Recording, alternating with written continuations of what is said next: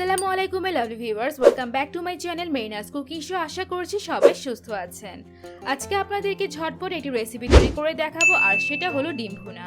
বাসায় যদি মাছ মাংস কিছুই না থাকে তাহলে কিন্তু সহজেই আপনারা ঝটপট এই রেসিপিটি তৈরি করে ফেলতে পারেন। তাহলে চলুন দেরি না করে ফুল রেসিপিটি দেখে আসা যাক।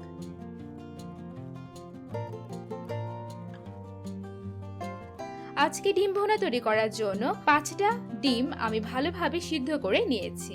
ডিমগুলোকে এখন আমি কাঁটা চামচ দিয়ে একটু চিড়ে নিব, যাতে করে ডিম ভাজার সময় ফুটে না ওঠে। সবগুলো ডিম এইভাবে চিড়ে নিয়ে এরপর এতে দিয়ে দিব স্বাদ মতো লবণ, দিয়ে দিব হাফ চা চামচ পরিমাণ হলুদ গুঁড়া, দিয়ে দিব হাফ চা চামচ পরিমাণ মরিচ গুঁড়া। এখন মশলাগুলোকে খুব ভালোভাবে ডিমের গায়ে মাখিয়ে নিতে হবে।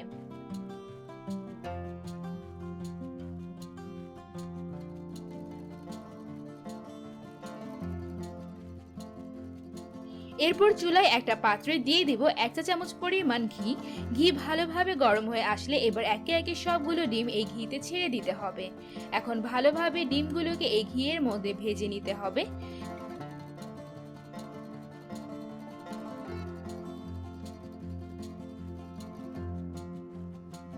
ডিমগুলো ভাজা ভাজা হয়ে ব্রাউন কালার হয়ে আসলে সবগুলো ডিমকে উঠিয়ে নিতে হবে।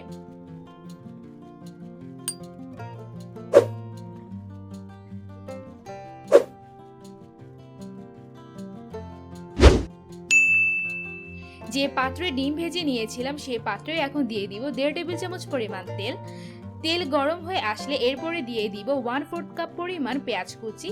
এখন পেঁয়াজ কুচিটাকে কিছুক্ষণ ভেজে নরম করে নিতে হবে। পেঁয়াজ কুচি ভাজা ভাজা হয়ে প্রায় বেরেস্তার মতো হয়ে আসলে দিয়ে দিব 1/4 কাপ পরিমাণ একদম মিহি কুচি করে রাখা পেঁয়াজ। এরপরে দিয়ে দিব 1 চা চামচ পরিমাণ আদা বাটা, দিয়ে দিব 1 চা চামচ পরিমাণ রসুন বাটা। এখন সব বাটা মশলাগুলোকে ভালোভাবে মিশিয়ে নিতে হবে। বাটা মশলাগুলোকে ভালোভাবে মিশিয়ে নিয়ে এরপরে দিয়ে দিব গুঁড়া মশলাগুলো। ফার্স্টে দিয়ে দিব হাফ চা চামচ পরিমাণ মরিচ গুঁড়া, এরপরে দিয়ে দিব হাফ চা চামচ পরিমাণ হলুদ গুঁড়া, এরপরে দিয়ে দিব 1/4 কাপ পরিমাণ টমেটো পেস্ট। এখন মশলাগুলোকে ভালোভাবে মিশিয়ে নেব। মশলাগুলোকে ভালোভাবে মিশিয়ে নেওয়া হয়ে গেলে এরপরে দিয়ে দিব পরিমাণ মতো লবণ, আর দিয়ে দিব হাফ কাপ পরিমাণ পানি মশলাটাকে কষিয়ে নেওয়ার জন্য। এখন সবকিছুকে ভালোভাবে মিশিয়ে নিয়ে মশলা কষে আসা পর্যন্ত অপেক্ষা করতে হবে। মশলা কষে তেল ভেসে উঠলে দিয়ে দিব হাফ চা চামচ পরিমাণ জিরার গুঁড়া। জিরার গুঁড়াটাকে ভালোভাবে মিশিয়ে নিয়ে এরপরে একে একে সবগুলো ডিম দিয়ে দিতে হবে। ডিমগুলো দিয়ে মশলার সাথে ভালোভাবে ডিমগুলোকে মিশিয়ে নিতে হবে। এরপরে দিয়ে দিব হাফ কাপ পরিমাণ পানি দিয়ে এখন সবকিছু আবার ভালোভাবে মিশিয়ে নিয়ে সম্পূর্ণ রান্নাটা হয়ে আসা পর্যন্ত অপেক্ষা করতে হবে। পানি শুকিয়ে গিয়ে ভুনা ভুনা হয়ে আসলে চুলা থেকে নামিয়ে ফেলতে হবে। হয়ে গেল খুবই মজাদার ডিম ভুনা।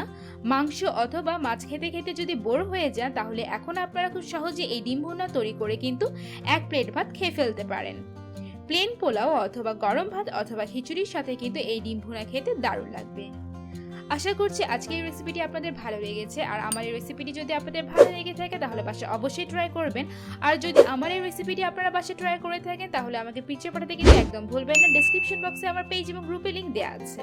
And please don't forget to give a like, comment and also share my videos if you like, and please subscribe to my channel and click the bell button to get the early notifications.